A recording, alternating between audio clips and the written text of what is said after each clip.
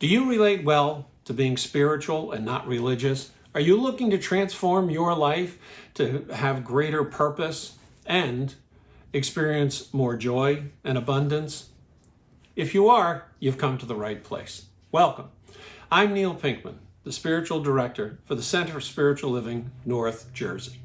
Over the past 2 decades, our open and affirming, diverse community has helped countless people in the same way. Enjoy watching.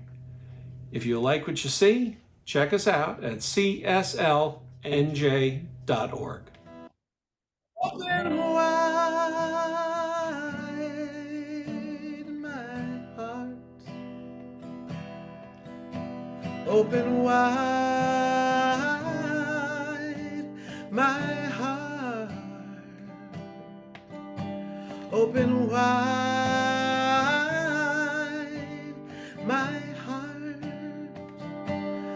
Open wide my heart.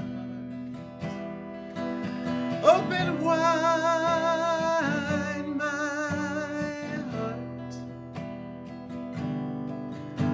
Open wide my heart. Open wide my heart. Open wide my heart. Open wide my heart.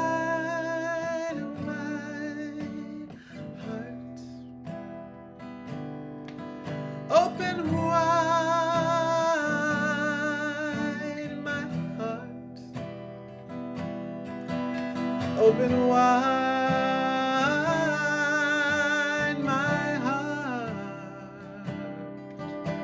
Open wide my heart. Open wide my heart.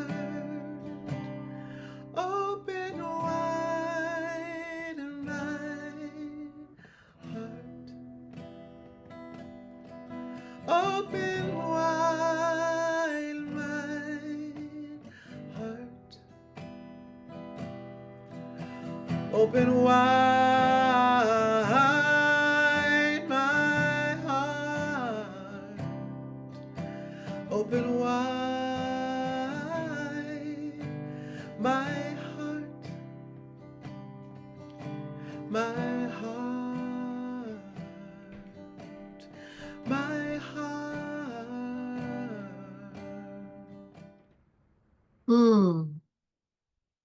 Thank you, Robin. Beautiful. Thank you so much.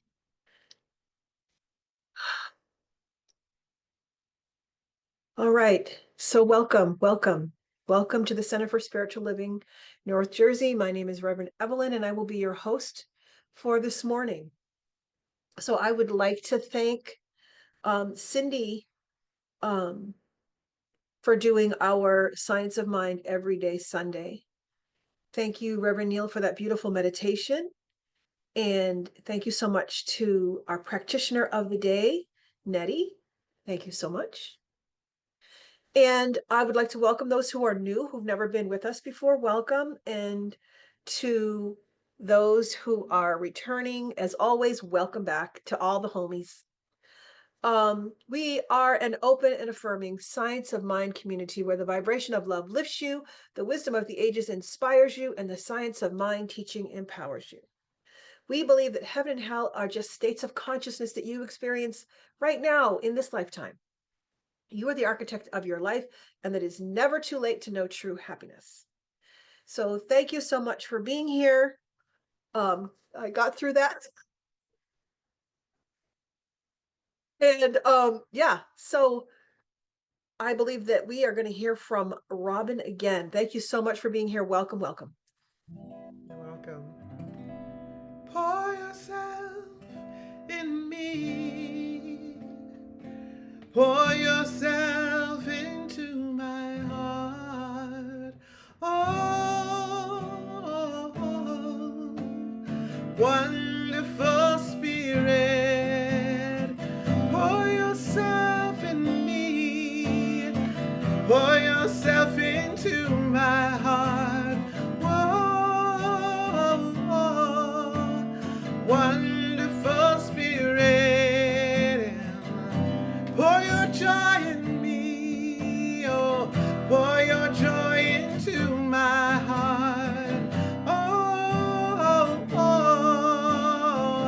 wonderful Spirit, pour your joy in me, oh, pour your joy into my heart, oh, oh, wonderful Spirit, and pour your peace in me, pour your peace into my heart, oh, oh, wonderful Spirit, yeah, yeah, oh,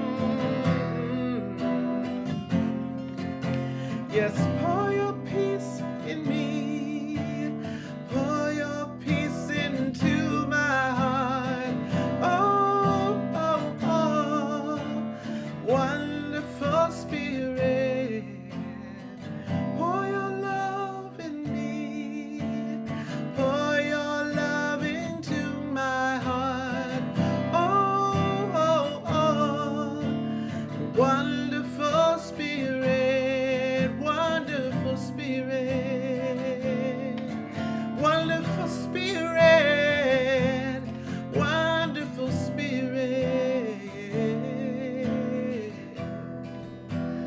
Ooh, ooh.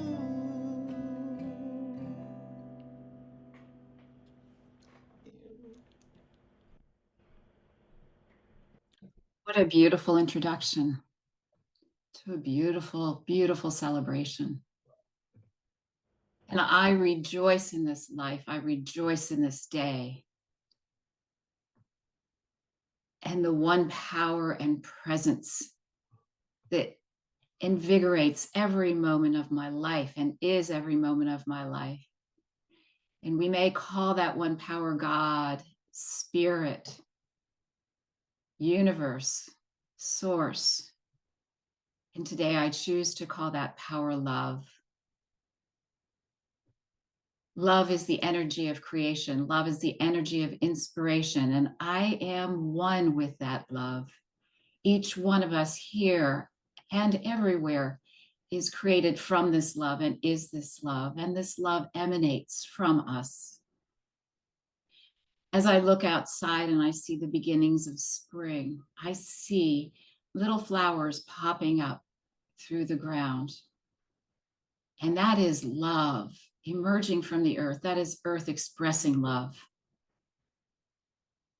I look at those around me and I know they are made from the same love that I am made from. I know we are one in the creation, in the goodness, in the joy, in the peace, in the calm. I am grateful for this love that unites each one of us, heals wounds, heals any sense of separation, as we know we are one with the one and one with the power of creation and the power of joy. I see love bathing the earth like paint over an orb. We are bathed in love. Love comes from within us out and is all around us. There is no escaping love. There is only knowing the peace and the calm that love brings in each one of us. I am so grateful for this truth and this power, this great power of love in the lives of each one of us. I am so grateful. And I release this truth. I release this word to law and love, knowing it always says yes. Please join me in saying, and so it is. Affirmation. Oh, and Neil already posted. Thank you, Neil. So I will read the March affirmation and you can follow along with me on mute. I am a center of the divine mind, a point of God conscious life, truth, and action. My affairs are divinely guided and guarded into right action, into correct results. Everything I do, say, or think is stimulated by the truth. There is power in this word that I speak because it is of the truth and it is the truth. There is perfect and continuous right action in my life and my affairs. That's Ernest Holmes. Our reading today is from page 478 of the text. If you read the Science of Mind magazine daily guides, this month Margaret Stortz is writing, and no coincidence, yesterday she had a quote from this reading from today. And the reading is love. Love is the central flame of the universe, nay, the very fire itself. It is written that God is love and that we are his expressed likeness, the image of the eternal being. Love is self-givingness through creation, the impartation of the divine through the human. Love is an essence, an atmosphere which defies analysis, as does life itself. It is that which is and cannot be explained. It is common to all people, to all animal life, and evident in the response of plants to those who love them. Love reigns supreme over all. The essence of love, while elusive, pervades everything, fires the heart, stimulates the emotions, renews the soul, and proclaims the spirit. Only love knows love, and love knows only love. Words cannot express its depth or meaning. A universal sense alone bears witness to the divine fact. God is love, and love is God. Thank you, Nettie. That was wonderful. No, I'm not Evelyn. You guys think, you were going to hear from Evelyn next. I know. But I am here to introduce our speaker for the day, who you see there, Reverend Dr. David Alexander is with us today. And I wanted to introduce David personally because I've only known David probably a dozen years or maybe a little bit more. He and Michelle go way back. I think they have been ministers for 50 or 80 years, whatever it is now, And in a minute, I'm going to tell you a lot about things that David has done. But that's not why I love David. Because what I love about David is not what he's done, but his vision of what's possible with our principles of science of mind and new thought. That we need leaders in this teaching, in this organization, in this denomination of new thought that have that sort of a vision. And that's what David brings. And he's inspiring to be around. He and Michelle served together. Well, I guess more as zealots and troublemakers on the Center for Spiritual Living's Leadership Council for a few years. So we are really fortunate to have him here today. And just briefly, because actually his for such a young man, his bio actually is going to be longer than his talk. So I'm going to try and shorten that down. He became a licensed religious science practitioner in 1999. And in 2004, he co-founded the New Thought Center for Spiritual Living and served as its senior minister for 15 years. In 2014, he received an honorary doctorate of divinity. So if anybody says, is there a doctor in the house? He will stand up and volunteer from the Centers for Spiritual Living. And he now serves as the spiritual director for the Center of Spiritual Living in Atlanta. He is a social justice activist. He has served on numerous community boards, 11 years on the board of directors for the Community of Welcoming Congregation, a Portland-based alliance with the mission of providing a voice for LGBTQIA plus and allied people of faith. He served 8 years on the Leadership Council for the Centers of Spiritual Living and 2 terms as the chair of that. And if you don't appreciate what a difficult task that is, sit down with me sometime after a celebration on Sunday, and I'll show you pictures of the scars he has from that experience. He has put in so much time serving this organization. It's just so much respect for him. He served as the chair on the Diversity, Equity, Race Commission for the city of Brookhaven, Georgia. He was the leadership council for the Association of Global New Thought. He was inducted into the Martin Luther King Jr. Board of Preachers at Morehouse College in 2009. His column, Philosophy in Action, appears in the Guide for Spiritual Living, Science of Mind magazine. He was inducted into the College of Bishops and Affirming Faith Leaders by the Fellowship of Affirming Ministries in 2016. Was recognized with a Force for Good, an award from the Unity of Sacramento. Yes, I did just turn that page over. It's still going. He has served as a director of Strategic Alliance for the Centers for Spiritual Living, where he's helped coordinate partnerships between organizations to foster the creation of a world that works for all. He's the author of Freedom from Discord, The Promise of New Thought Liberation Theology, and his weekly writings and podcasts can be found on Substack. And somewhere in there, I believe he also found time to sit on a panel up at Harvard Divinity School on New Thought.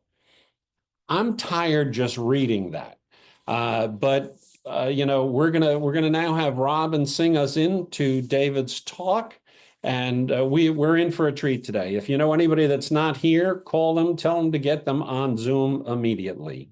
You got the length of her song, folks. Get it done.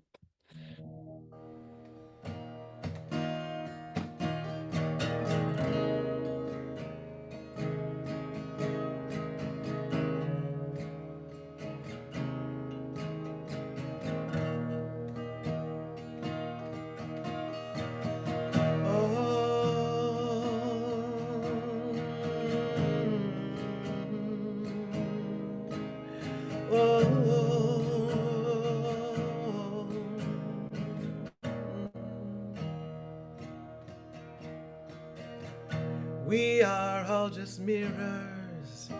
In your faces I see clearer, clearer than I've ever seen before. The heart is where to live from, to give all you can give from. This is what I truly know for sure. And love is what we're here for, to give and give more. Oh,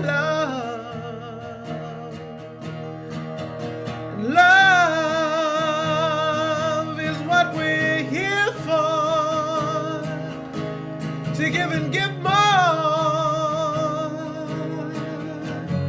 Love, love, love, love, love, love, love. Oh, oh, yes. I said love, love, love, love, love. I'm tired of all this anger and my own unkind behavior. Who am I to judge anyone at all?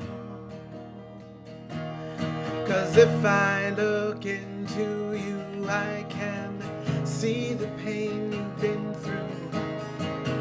And I know 'cause I've felt the same way that you do. And love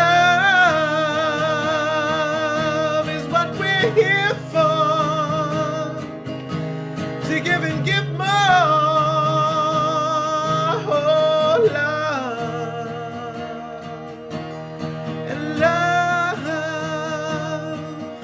is what we're here for, to give and give more. Love, love, love, love, love, love, love. Oh, oh,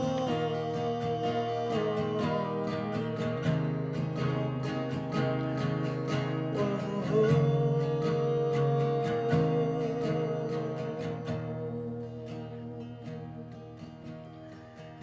I am an instrument of my peace, yes. I am an instrument of my love. I said love, oh love, oh love.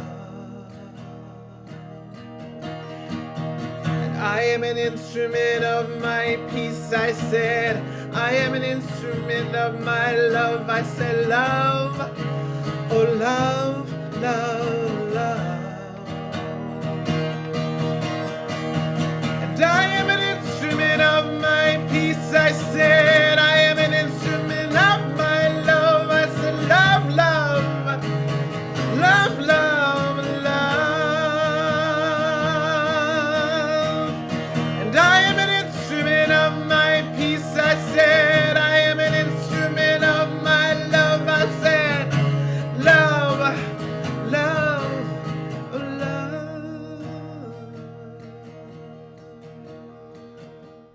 Wow, wow, wow, wow. Thank you, Robin. Thank you, thank you, thank you. I'm just rocking back and forth in that love and enjoying it so much this morning. Wow. Good morning, good morning, good morning. CSL New Jersey. It's so good to see you all. Many of you I know have met through conferences and events, and I've also been up in your area. It's been a while, Neil. It's been a while since you and I have sat down at a diner, but maybe we can do that again sometime soon. But love and blessings to you all this morning. Thank you, Neil. Thank you, Robin. Thank you, Reverend Evelyn, for hosting us and holding the consciousness of this space this morning, and Nettie for that wonderful, wonderful prayer and the affirmation and reading.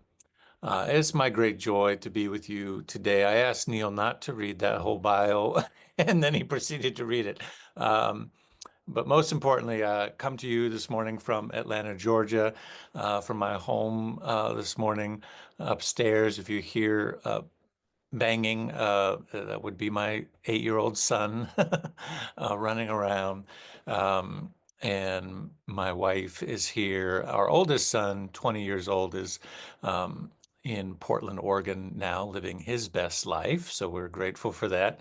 And my 2 boys are the reason I do this work. So I try to presence them and anchor them in this space whenever I can. I'm grateful to be with you today as we talk about the divine flow and living through and as an instrument of love, as we've heard in the theme this morning throughout all the readings and music, and really living as a vessel is what I want to speak about, living as a vessel of that flow and of that love. We are meant, as we know, I think, to be co-creators with Spirit, to be active participants in the unfoldment of Spirit's vision for our life. James Baldwin once said that the purpose of art, and I think our lives are living the science of mind, living this philosophy to the best of our abilities, is a form of art, right? It's an artful expression to be human these days. So he says the purpose of art is to lay bare the questions hidden by the answers. The purpose of art is to lay bare the questions hidden by the answers. And I love the play on that, right? Because we tend to think that it's the answers that are hidden, or it's the questions that are hidden, and we're seeking, right? But he says, no, we got to lay bare the questions. The questions are hidden, and the answers are all around us.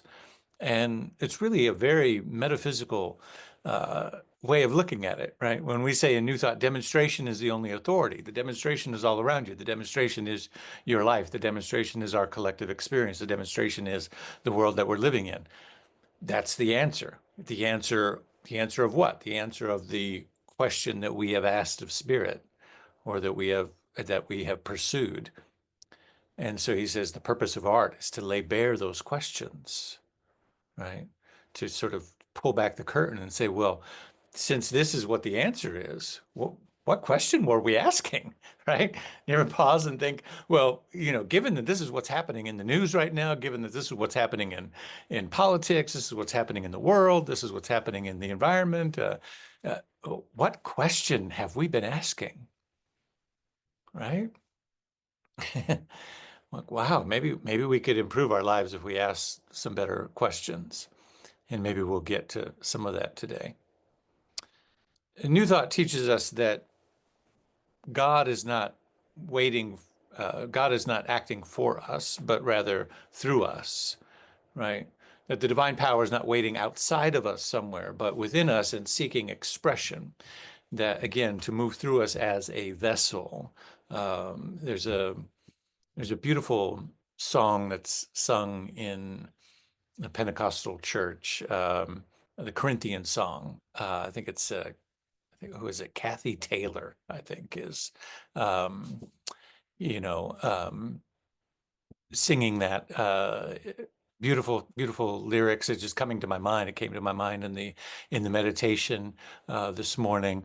You know, I am troubled, but not distressed. I'm not a singer, but perplexed, but not in despair. And this is the line I love. I'm a vessel full of power with a treasure none can compare. And then I love the refrain of that. I'm a vessel. Look it up if you don't know that. It'll be worth your time. Ooh, I felt the move of God there. I can get Pentecostal sometime in my spirit. But God is not waiting and is not separate from us, waiting for us. God is anchored in, God's move in the earth is anchored in our willingness. Spirit does not force its way through, but flows where it is welcomed.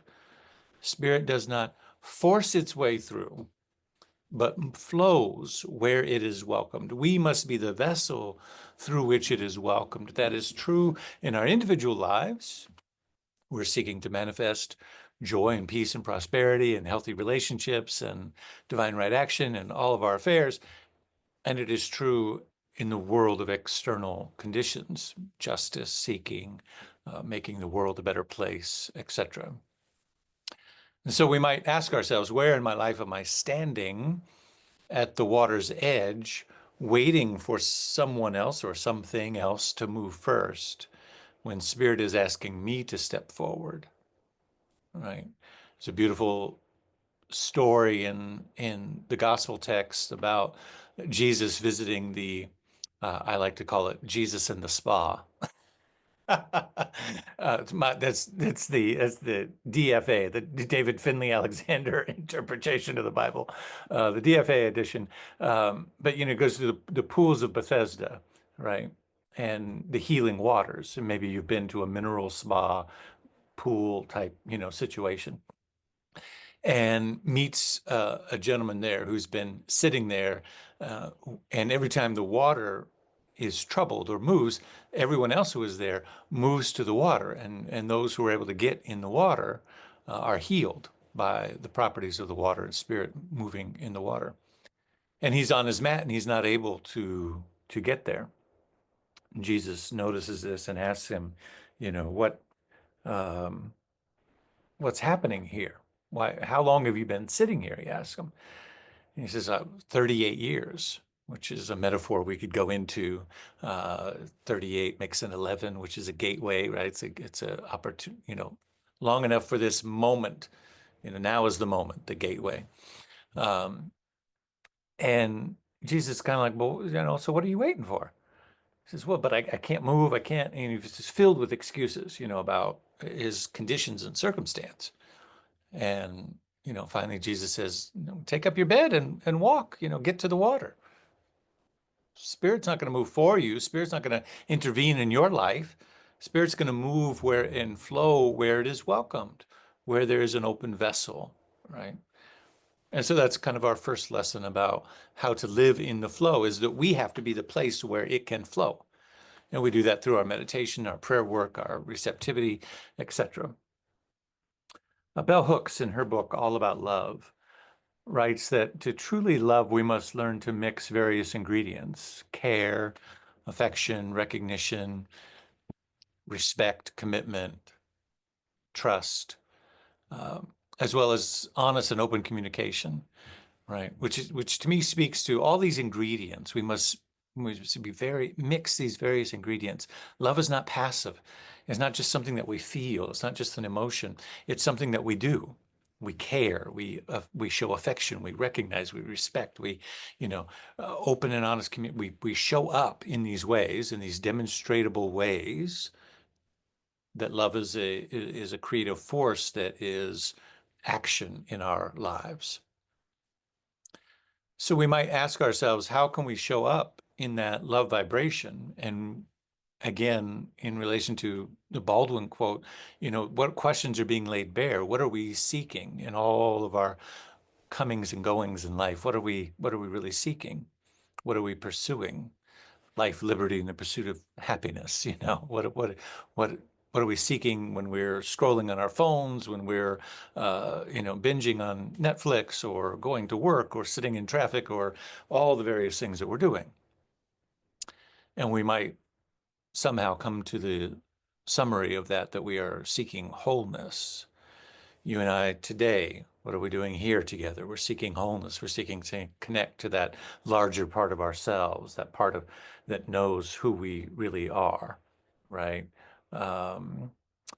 And so people who know me know that I'm big on justice work and have been born and raised in this teaching of New Thought. And sometimes people don't see those two things as mixing.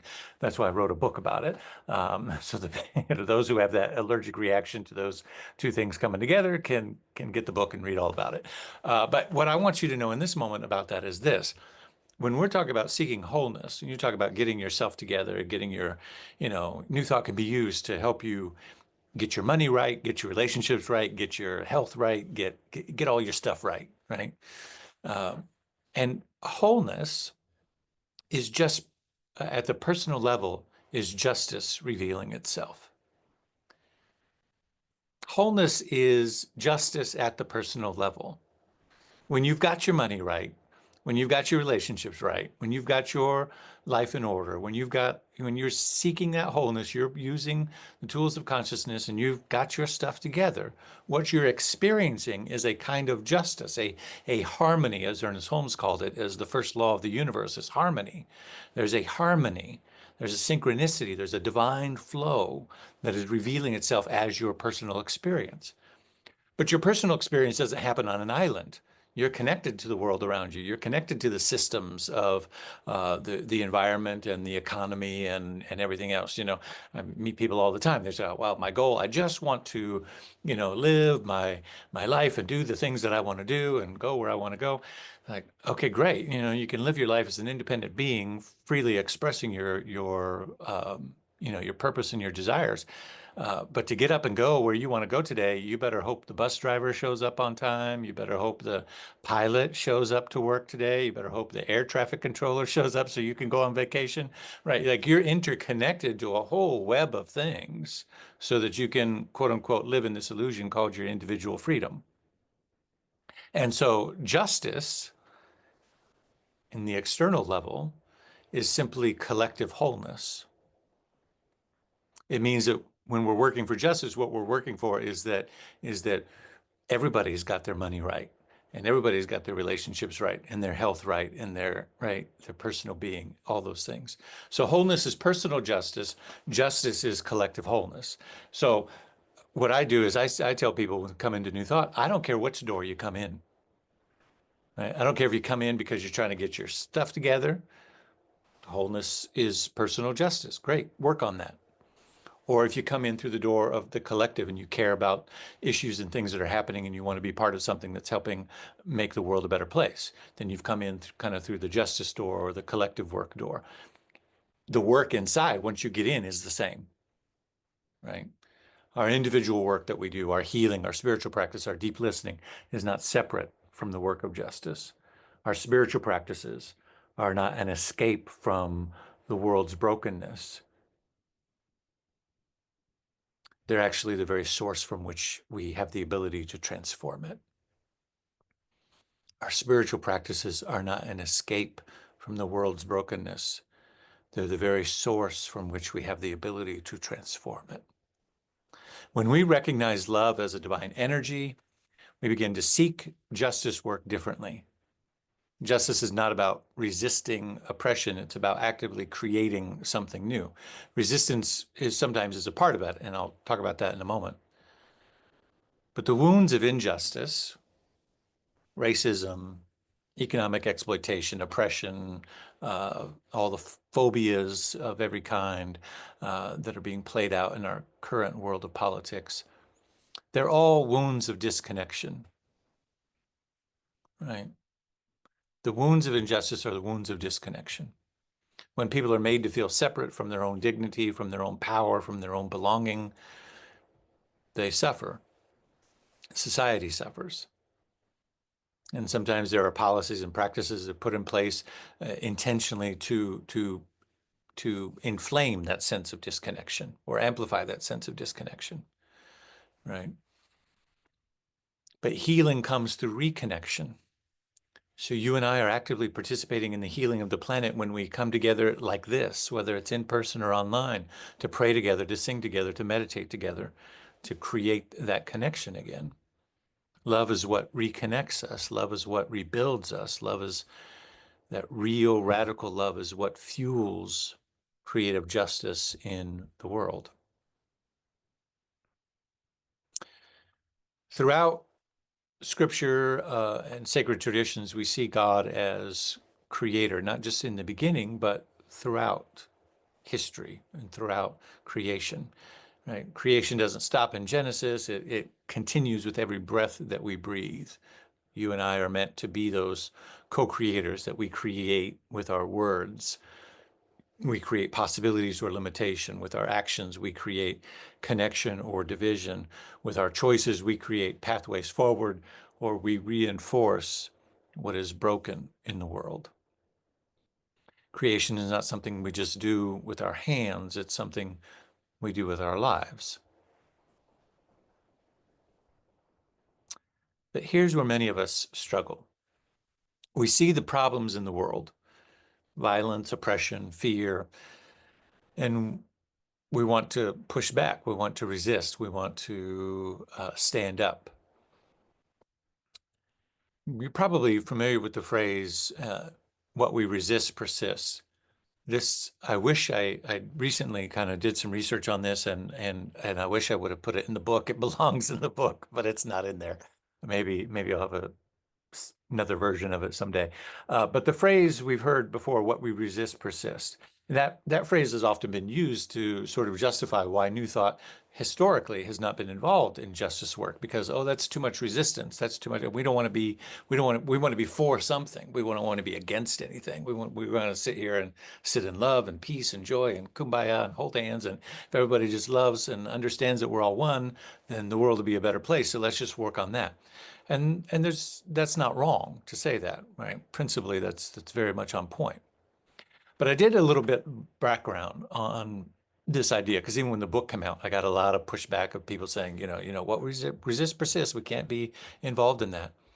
It's often attributed, that phrase, to Carl Jung, the Swiss psychiatrist. And Jung actually never really used those exact words.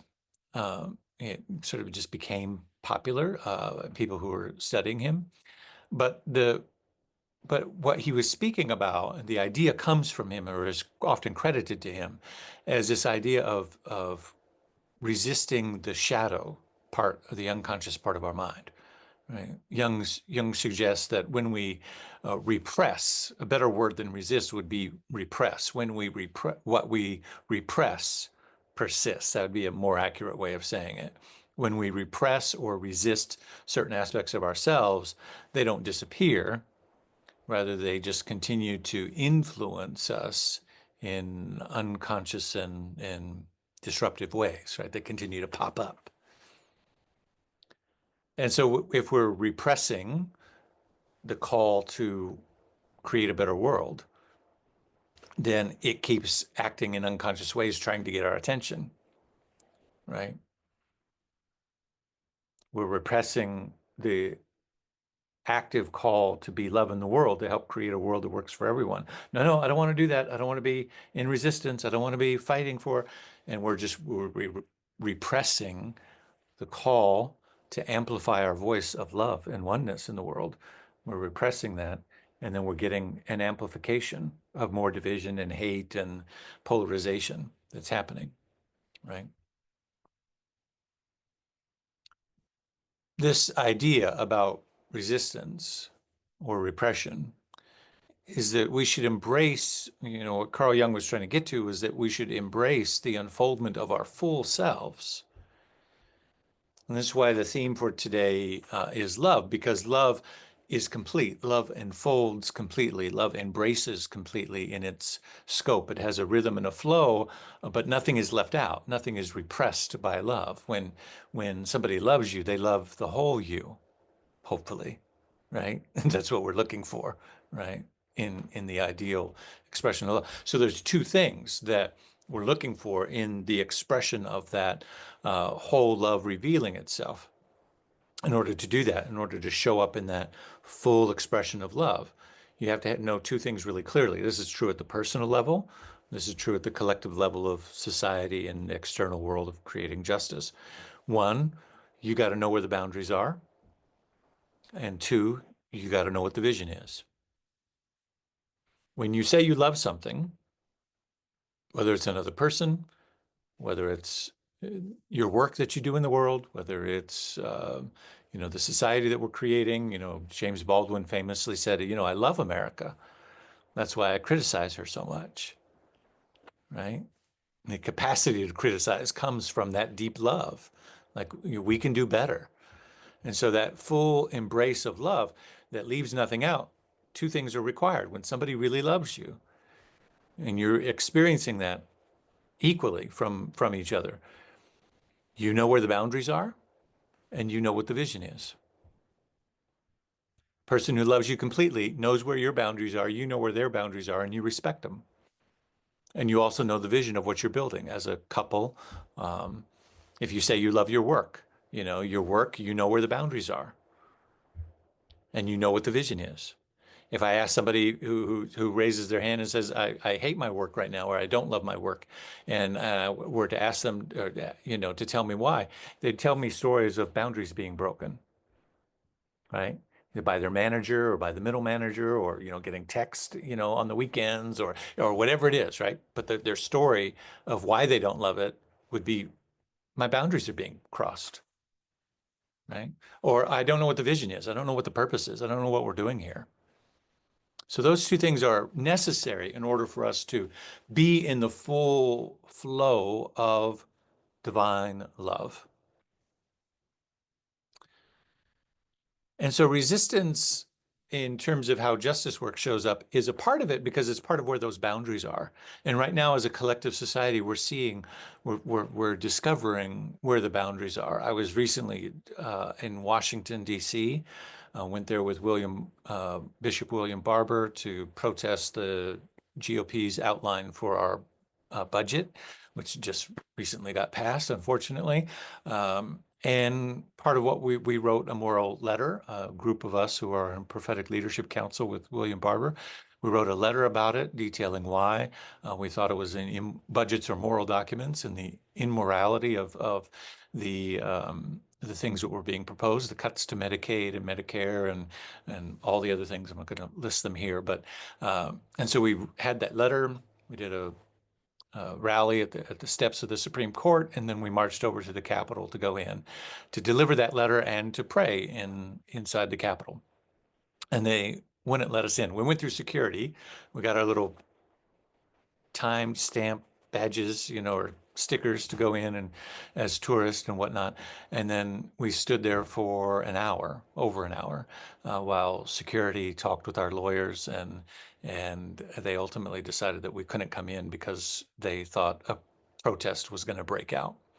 And we said, but what if we pray silently? And they said, no, you can't pray silently. We said, what if we pray quietly and just murmur? What if we don't stop and gather and circle up like we had planned to do? Nobody take a knee, nobody break out in a Holy Ghost moment, nothing loud, no shouting, what if we just, real quiet? What if we just kept walking like all the other tourists, just walking in a line and just, moving through, and we could just pray silently? No, that's not allowed. And so we had to leave.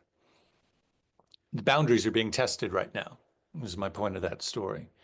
Boundaries are being tested in legislation all across this country. Here in Georgia, and I'm sure where you are, anti-trans legislation is at an all-time high. Has been for the last about 5 years. Been ramping up. There's a graph, you can see it's just absolutely spiked. Those are boundaries that are being tested. And so we have to resist in some regards to those things because we're letting the collective know where the boundaries are. You know, I'm all for love and oneness and peace and joy and a pacifist, but come for my children, right? You will discover a boundary, right? You'll discover a boundary, like it's about to go off, right? I'll be like, you know, take out my earrings, like, oh, it's about to go. Come on, you want to, you know? Remember that guy threw up his hat and he was like, oh no, this you crossed the boundary. It's about to go down now, you know? So we all have what those boundaries are, and those are important. Your being in this physical body is a balance between resistance and the pressure on the outside. The environment, the air, the atmosphere is pressing on you, and the what's inside of you is pressing back, and they're meeting each other in a equilibrium. If you weren't pressing back, the air, the atmosphere would crush you. So you got to resist. There's a place for resistance. There's a place for saying, this is where the boundary is, right? But love also gives us the capacity to dream. And this is the last part of it I want to share with you today. Thank you for your time and your patience today. I tend to run on. Love also gives us the capacity to dream and to create, right? To not just be in resistance, to not just be, you know, fighting things, but to actually be activating in our consciousness the vision of the world that we want to see and be ready when the moment comes. And that's the thing I want to stress. Be ready when the moment comes. Because we're not always in power. We're not always in a position but we need to be ready.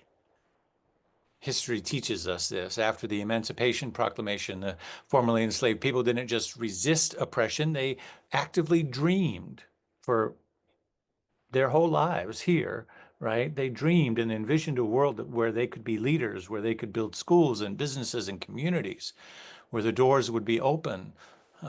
And when the doors were open, they ran to them and they built things. And you look at the period in America just after the Reconstruction, they dreamed and envisioned education, and then they built schools. They dreamed and envisioned leadership, and they ran for office. They envisioned economic independence. They established businesses and churches and entire communities, and Black Wall Street in Tulsa and Atlanta and elsewhere.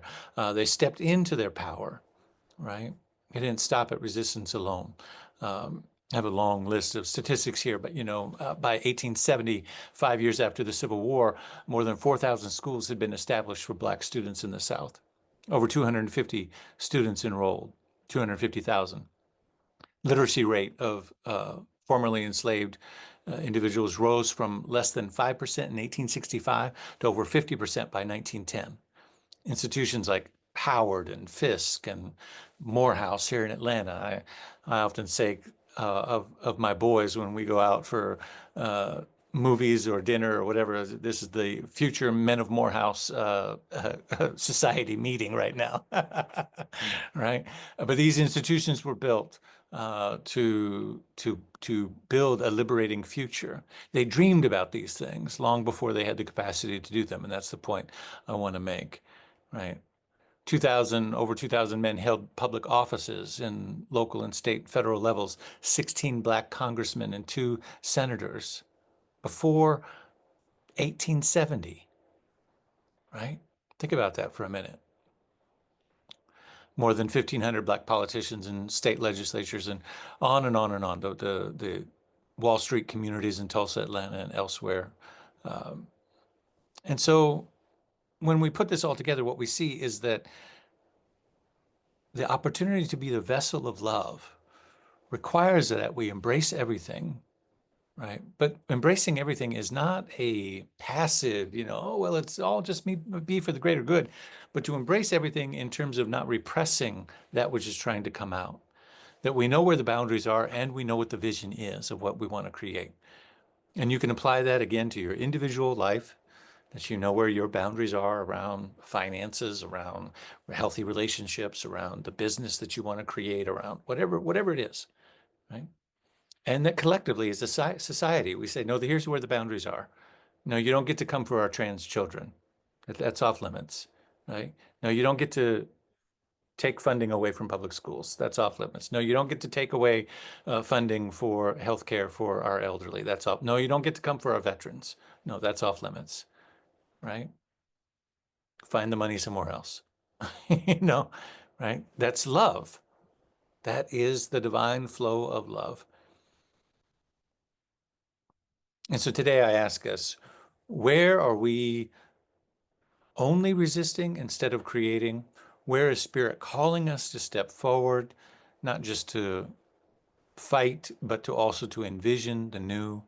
And what divine possibilities are waiting for us to say yes to as we continue to allow ourselves to be the flow of justice and peace in the world, the flow of building a world that works for everyone, the flow of what is possible?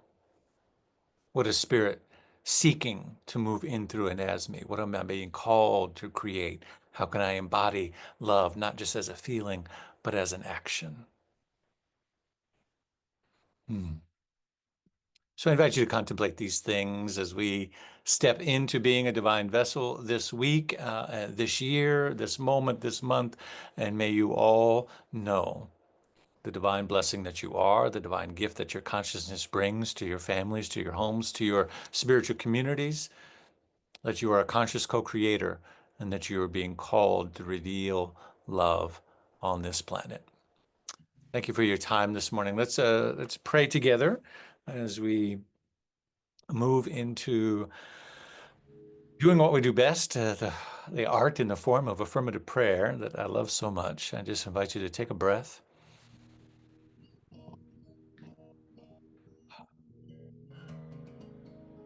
We feel that heartbeat, that breath, that flow. Turning within and speaking, declaring, and affirming now. There is one power, one life, one presence, one divine activity seeking to move in, through, and as me, in, through, and as all creation and all life, a divine energy of love and peace and wholeness, of justice, of equality, of belonging. This is the essence of God itself, known by many names, worshipped and prayed and sung about and adored in many languages and tongues, but through it all, a flow and a single thread of love. And we allow that thread to be woven into our hearts this day. We allow that thread to be woven into our minds this day. We allow that thread to be woven into our words, into our actions, our hands and our feet this day. For I am one with that divine energy. I'm one with that divine life. I am one with that divine source which seeks to express itself in, through, and as all creation. That includes this moment. That includes me. That includes you. That includes all that is. Because there is no separation between that which God is and that which I am. Oh, I give thanks this day for knowing this, for feeling this, for sensing this with my beloved sojourners in New Jersey and around the United States and the globe as we connect online, and blessing all affirmative places of worship of all nationality and religious expression that are seeking to do the same today in their unique ways. We are connected in a collective network of a love pulse that is awakening the planet, hearts and minds of spirited individuals who seek to be the emancipated souls of the planet that will build the world that works for everyone. I give thanks this day for knowing this divine truth, for being a vessel of it, and it moving in, through, and as me. I'm truly grateful and thankful. I release these words knowing that it's already done. Everything is moving in a divine right order, even now. And I am here to express it, to experience it, and to say yes to it. Thank you, God. And so it is.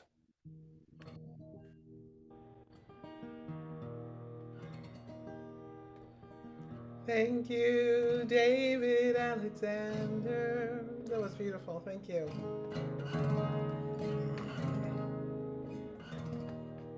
Well, I am an instrument of my peace. I am an instrument of my love. I say love, love, love, love. And love is what we're here for. To give and give more, more. Oh, love. And love is what we're here for. To give and give more, more. Love, love, love, love.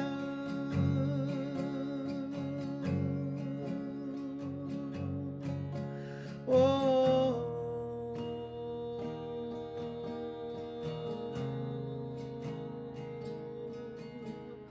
oh, love, love, love. Thank you, Robin, for that beautiful song. Thank you, Reverend Alexander, for that beautiful talk. That was amazing and inspirational. Thank you so much. I'm going to put now it's time for the conscious giving affirmation. So again, I'm going to recite it and you can read it in the chat aloud while you're on mute. But I want to just remind you that having beautiful speakers like Reverend Dr. David Alexander coming to feed us, to nourish our spirits, to nourish us, is why we come here. It's why we gather, right? This is why we are here. We are not just here to feel good on a Sunday. We're here to take what we learn and integrate it into our experience so that each week we're growing and changing and impacting the world. We're not at least I can say for myself, I'm not walking around wringing my hands. And I see a lot of people walking around wringing their hands and saying, oh my God, what are we gonna do? I was invited to a party, basically where we could gather and sip wine and wring our hands together. I said, I'm not coming, thanks. So we are not here, we are here to love each other and to spread that love that the Reverend Alexander talked about on this earth. And so how we do that, CSL NJ, is that we come together in community. And to keep that community going, you know what I'm going to say next. We have to give. So I am going to read this conscious giving affirmation that we have been saying every Sunday for 23 years. And we're going to say it again with feeling. Okay, I bless this gift that I give today. I give this gift from my heart and I give it mindfully. May my gift go further to heal, prosper, and bless this center and all who enter. I accept all good that comes as a result of this flow, knowing that it returns to me multiplied abundantly, and so it is. And so all of the things the giving opportunities are there in the chat that you see every Sunday. And I'm grateful to you for being here, for showing up, for bringing your beautiful energy and spirit to this collective. I am grateful to everyone. And I have announcements. Let me pull up the correct document. Oh, okay. Opportunities. Neil, this is correct. We will be in person and on Zoom next Sunday. This is correct? It is correct. And Okay. if not, Tony's going to be showing up all by herself and wonder where we all are. So bring your butts and put them in the chairs at B'nai Kashet, please. We will be in person and on Zoom next Sunday, March 23rd. Our speaker will be the fabulous and awesome Tony Hamilton. That's her topic. The title, with music, it's universal. It's universal. Science of Mind Monday. This thing called You is the next in our series. This is one of Ernest Holmes' most beloved books in the principles of science of mind.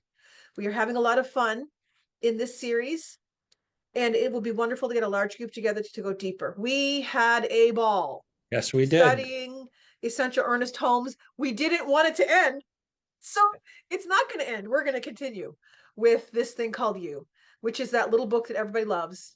And we are going to gather on Mondays and make that thing real in our lives. Actually, I didn't put it in there, but remember there is a discount for any active teachers, get in at half price. So if you know any teachers, we're honoring teachers. So Beautiful. So that starts Monday, March 24th, and the registration link is in the chat, and it's in the news. It's always in the newsletter. Everything that I'm saying here is going to be in the newsletter. Mastering Change. The fabulous Bill Sarnowski is going to be leading the class Mastering Change based on the book by Neil Donald Walsh. When everything changes, change everything. Starts on March 20th. It's a 6-week course. We will be hosting a peace concert on June 14th at B'nai Cachette. More details to come. Be sure to sign up with WhatsApp, the WhatsApp group for CSL NJ. It's a hoot. I joined and it's kind of fun. yeah, it's great. There's people communicating all the time now. It's really cool. One other thing that I also, this just in, we are, CSL North Jersey is partnering with, Michelle brought this to us, Reverend Michelle, and with the Planned Happiness Institute and us, we're collaborating to collect items for a school in Florida. There's a school where children often show up at school without shoes, sometimes without shirts, right? The school is Charles E. Bennett Elementary School. So if you're willing to participate, and you can bring to the center for the next 2 Sundays, or you can bring them to our house and we actually have the community here is dropping stuff off in our garage, probably while we're doing this morning. Garage doors open and they're dropping off whatever we can collect. And but you can bring them to the center. The collection is going to be complete on March 30th. Reverend Michelle's the PHI is going to do the shipping down to the school. Excuse me, it's for new and used clothes. You know, nothing too beat up, but, you know, please ask everybody to participate. The things that are needed are like unisex shorts, long pants, small, medium, large, extra large, all sizes, shirts, all kid sizes, underwear, both boys and girls sizes, shoes, adults, basically adult size 6 to 10, mostly sneakers are needed. Socks. Yes, they do wear socks in Florida. You know, this isn't, you know, I mean, you think it's warm down there all the time, but they do need socks. The 4th, 5th, and 6th graders may wear an adult size, small to large. So that's one of the things that we are participating in and trying to help some people. That this came to light when Michelle was down visiting Jessa, and it came to be known that this is what was going on down there, and some people need some help. So we can certainly reach out and help them. Okay. All right. So all sizes of children's clothing and some adult sizes. And shoes. Yeah. Socks and shoes. Okay. Wow. And that's just one school. That's just one school. I mean, as a mother, I don't want to think about it. So I'm going to. I hear you. And you know, the other, one other thing too, for our center, March 30th, Joel will be speaking on March 30th. That's our Family and New Friends Day. So please invite family, new friends, get the word out. We're going to have a wonderful celebration that day. We've put up cards around town, you know, in Montclair. We've put flyers out. The membership committee is doing a great job. These people are really stepping up. It's fantastic. So invite family, bring friends. Yes. Even if, you know, your family may not be your friends, bring them all. What the heck, you know, we'll make them your friends by bringing them over. So, you know, it's, Who was it? I forget. Was it Ram Dass who said, when you think you're enlightened, visit family? Well, this is your opportunity to do it right here. So we got a lot going on here, folks. A lot of love happening. Yes. And finally, we are still collecting for the fires in California. So there's a link in the newsletter for that. And yeah, so lots of opportunities to give, lots of opportunities to share.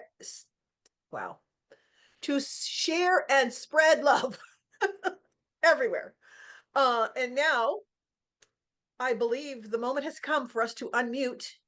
No. And- We have a song. We have a song. And then, sorry, Robin. We have a We'll hear song from with the beautiful Robin. Robin, and then we will unmute and say hello.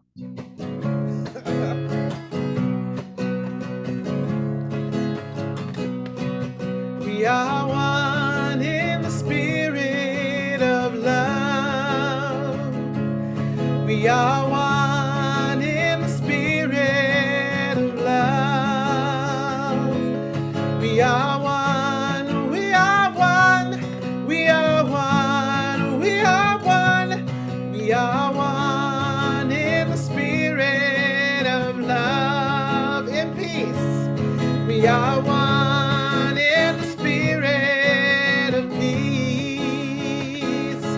We are one in the spirit of peace.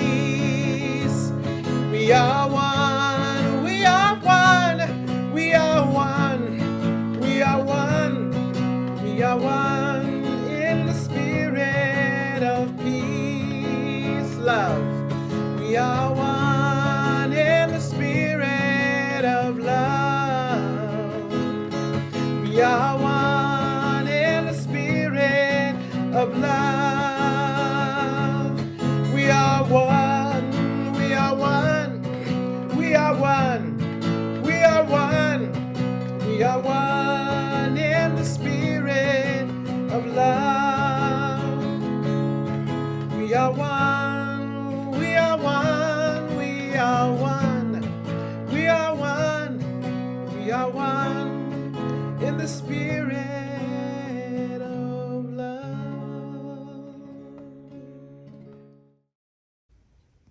At the Center for Spiritual Living North Jersey, we believe in empowering individuals to discover their inner strength and their connection to divine life. Through our supportive community, transformative workshops, and uplifting services, we provide a safe space for personal growth and spiritual exploration. Whether you're seeking clarity, healing, or a deeper understanding of life's mysteries, our center offers practical tools and timeless wisdom to help you thrive. Join us in creating a more diverse, compassionate, and kind world. Your world, the way you want to create it.